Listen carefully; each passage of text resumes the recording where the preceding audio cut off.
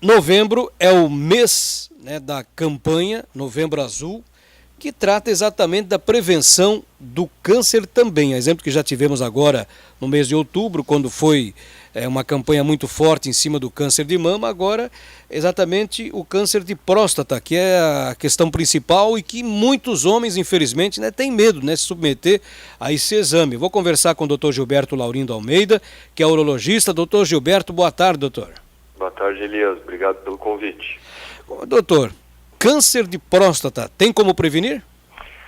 Na verdade, Elias, a palavra prevenção, quando a gente lida com câncer, principalmente o câncer de próstata, assim como o câncer de mama, a gente não fala em não ter o câncer, né? A gente fala em diagnóstico precoce, em diagnóstico quando o tumor recém está começando, quando a doença está numa fase bem inicial, né? Então, quando a gente fala de prevenção de câncer de próstata ou de câncer de mama, é prevenir uma doença mais avançada, dando chance assim para a gente obter a cura do tumor. Agora, doutor Gilberto, infelizmente, né, o homem, até pela sua educação, sei lá, ele tem muito medo de fazer esse tipo de exame. Por que isso acontece?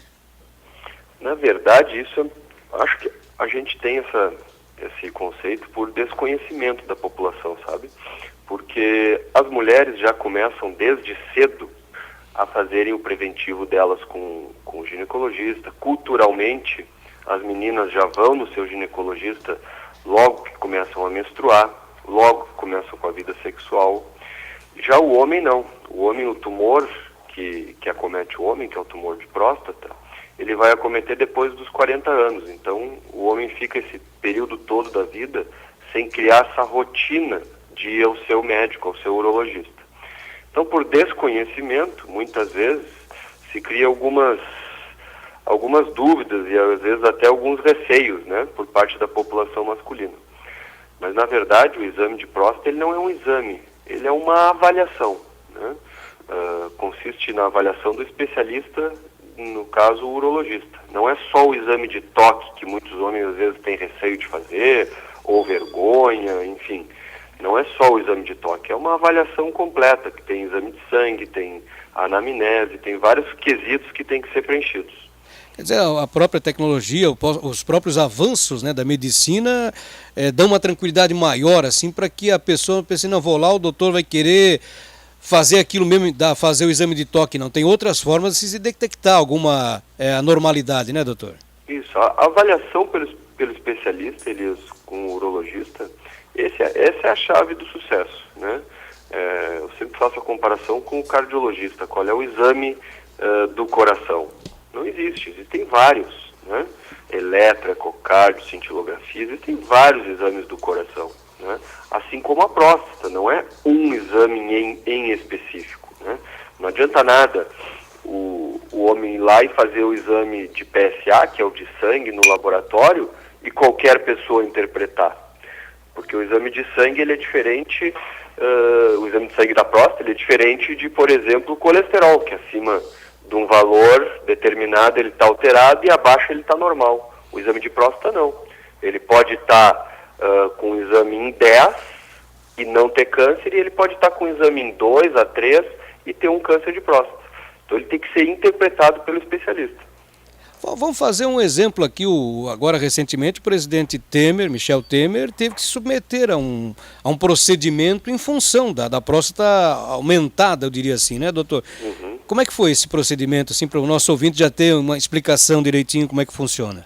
Isso, a princípio o que ele teve, né, isso a gente não tem dados mais específicos, porque está dentro de uma questão de sigilo médico, mas o que foi passado para a população, dentro dos boletins médicos, foi que ele já vinha com o crescimento da próstata, de origem benigna, isso, né, o famoso inchaço da próstata, um crescimento que ela desenvolve ao longo da vida, e isso causa aqueles sintomas que muitos homens têm de dificuldade para urinar, de obstrução ao fluxo urinário, de urinar muitas vezes à noite, e alguns indivíduos vão levando e culminam com uma retenção urinária. O que é isso? É trancar. A próstata fecha a torneira, tranca e o homem não consegue urinar. Foi basicamente isso que ele teve, né? Ele teve que fazer um procedimento para desobstruir a próstata. Isso não tem relação com o câncer de próstata. O câncer da próstata não causa sintomas, Elias, a não ser em estágios mais avançados, né? Mas inicialmente não causa sintoma algum. Doutor, agora o correto mesmo é fazer a avaliação, fazer os exames frequentemente.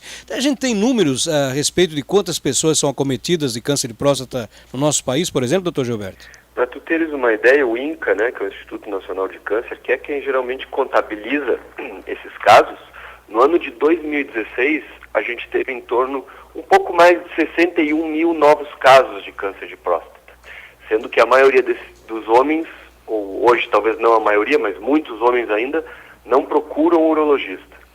E em contrapartida, a gente vê que câncer de mama tiveram menos casos, né? Foram 60 mil e poucos casos, sendo que as mulheres procuram muito mais a atenção da saúde, né? Então, provavelmente esse número do câncer de próstata, que já é maior do que o câncer de mama, ainda esteja subestimado, ainda seja um pouco maior. Perfeito. Agora o pessoal perguntando aqui a respeito hemorroida, próstata, qual é a diferença? Existe uma diferença? Total. A próstata não tem nenhuma relação com o aparelho intestinal, né? A hemorroida são varizes do intestino baixo, né, do reto e do ânus. E a próstata não tem nenhuma relação com o ânus e com o intestino. Ela é uma glândula que fica embaixo da bexiga, né, com função na fertilidade masculina. E as hemorroidas, muitas vezes existe essa confusão por causa do exame de toque da próstata. Mas não tem nenhuma relação. A gente só usa o intestino para examinar a próstata, porque a próstata fica bem na frente do reto, do intestino. Senão a gente não teria acesso a ela. Mas não tem nenhuma relação. Doutor Gilberto, e qual é o seu conselho para o pessoal? Qual é a periodicidade, quando que o homem deve procurar um urologista para submeter esses exames? A recomendação internacional, Elias, é que aqueles indivíduos que têm algum fator de risco para câncer de próstata, seja de origem negra, seja de origem familiar, algum parente próximo, irmão, tio, primo, avô, pai, com câncer de próstata, seja aqueles pacientes obesos, né, eles devem iniciar a avaliação aos 45 anos. E, em termos de população geral, a partir dos 50 anos. O que a gente vem vendo hoje é que o homem jovem, ele está criando já essa cultura de preocupação à saúde. Então é muito comum a gente ver os homens a partir dos 40 já procurarem avaliação da próstata. Tem problema fazer isso? Não, não tem problema. Aqueles homens que entre 40 e 45 já fazem a primeira avaliação da próstata, se tudo der muito bom, a gente pode pular 2, 3, 4 anos, não tem problema algum. Perfeito. Vamos lembrar aqui também a nossa comunidade que no dia 17 agora, estão só confirmando a data, acho que é 17, né, produção?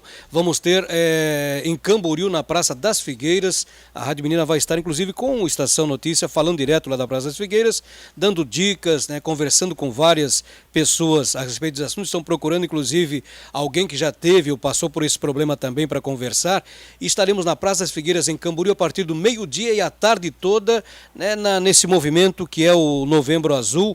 E lembrando, né, doutor Gilberto, que importante é a consciência de cada um de nós para que procure o especialista, procure o médico, procure o urologista, de acordo com as recomendações que o próprio doutor Gilberto falou aqui. Doutor Gilberto, muito obrigado pelos esclarecimentos, pelas informações, estamos sempre à disposição do senhor. Eu que agradeço, Elias, e sempre lembrando que prevenção é o melhor remédio para qualquer doença, né? Não só o câncer de próstata.